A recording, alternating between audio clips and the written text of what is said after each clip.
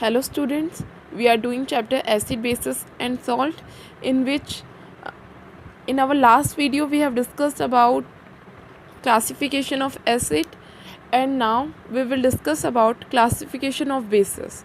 So first classification is based on their solubility in water, whether they are soluble in water or not.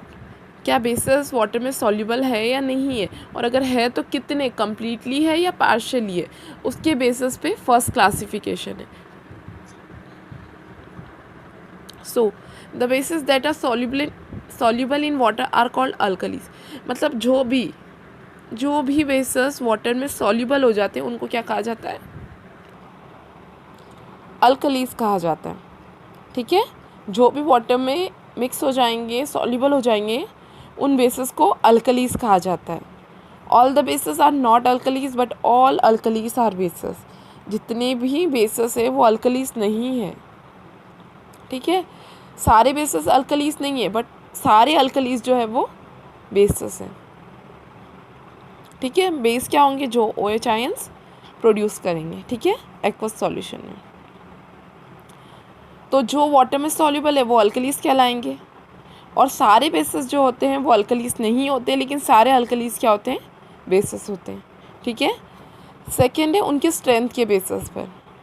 तो एक होते हैं strong bases, दूसरे होते हैं वीक बेसिस. स्ट्रॉन्ग बेस कौन से होंगे? जो वाटर में या एक्वस सॉल्यूशन में क्या होंगे? कम्प्लीटली डिसोसिएट हो जाएंगे OH आयन प्रोड्यूस करने के लिए. ठीक है, वीक बेसिस कौन से होंगे? जो पार्शियली डिसोसिएट होंगे. मीन्स जैसे कि अगर कोई भी कंपाउंड है, ठीक है, ये बेस है, ठीक है, तो इसमें रिवर्सिबल का साइन आएगा. मीन्स वो क्या हो जाएगा? वापस से रिवर्स हो जाएगा. मीन्स कम्प्लीटली डिसोसिएट नहीं हो पाएगा, वो क्या होगा? पार्शियली डिसोसिएट होगा. ठीक है, और अगर हम यहाँ देखें तो ये बेस है, ये कम्प्लीटली किस में डिसोसिएट होगा? M+ और OH- आयंस में. ठीक है, यहाँ पे कहीं भी ये कंपाउंड फिर हमें नहीं मिलेगा.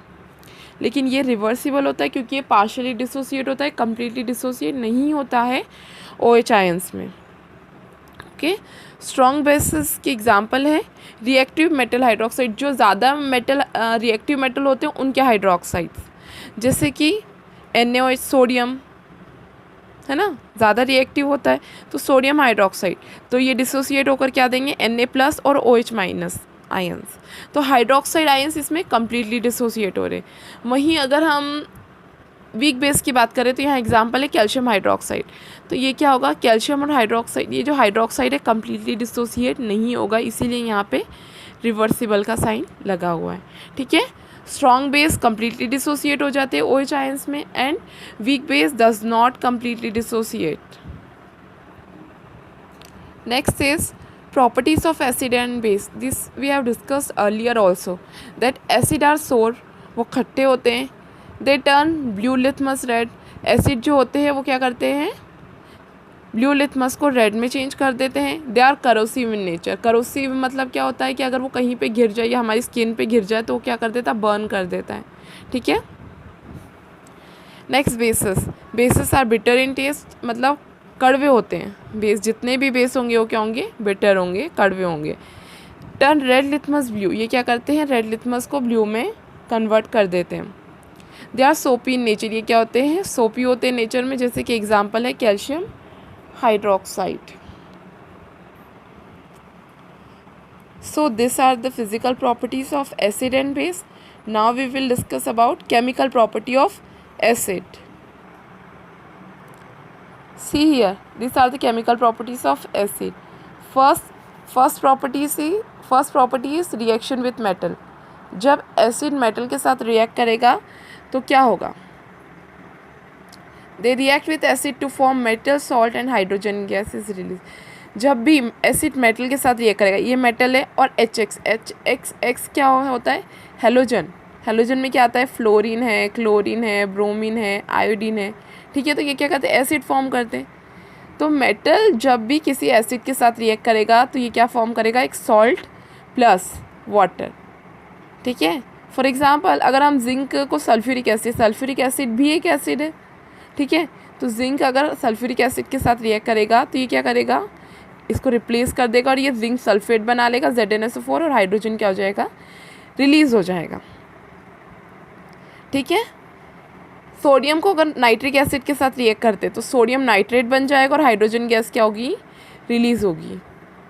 ठीक है, next is reaction with metal carbonate and metal bicarbonate. जब एसिड मेटल कार्बोनेट और मेटल बाइकार्बोनेट के साथ रिएक्ट करेगा तो वो क्या होगा, मेटल कार्बोनेट मतलब MCO3, ठीक है, M मतलब कोई भी मेटल और मेटल बाइकार्बोनेट मतलब MHCO3, ठीक है, ये मेटल बाइकार्बोनेट है।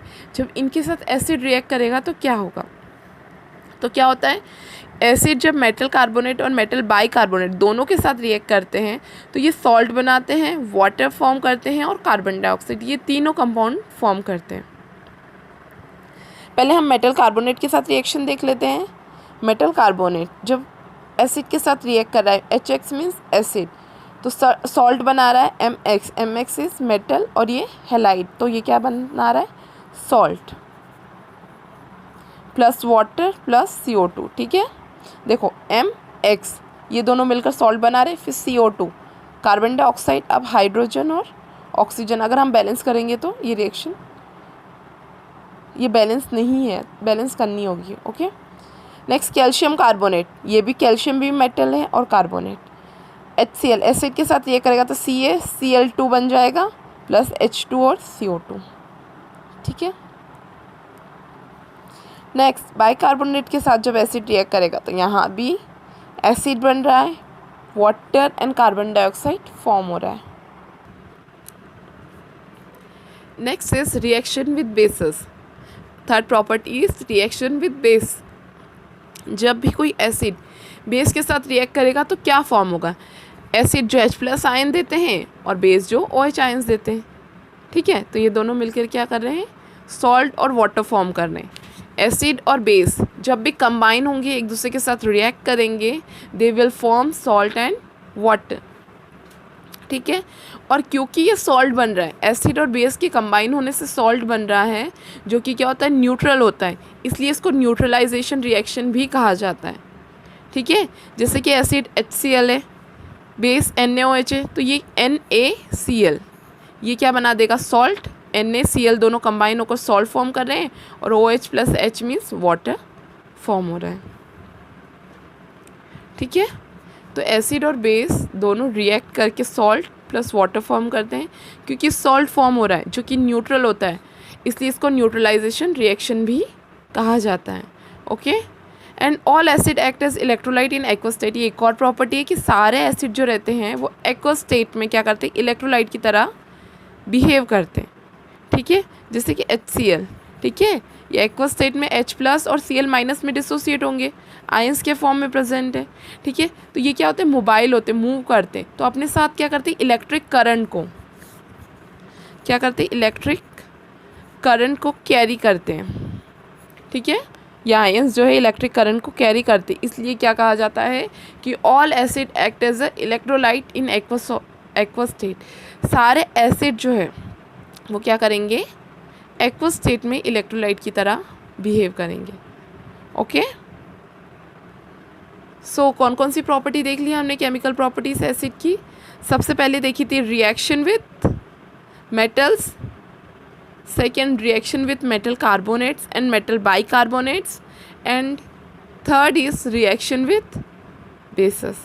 ओके, और एक और थी कि they act as a electrolyte. तो ये क्या है, एसिड की केमिकल प्रॉपर्टीज़ है। बेसिस की केमिकल प्रॉपर्टीज़ हम नेक्स्ट लेक्चर में देखेंगे।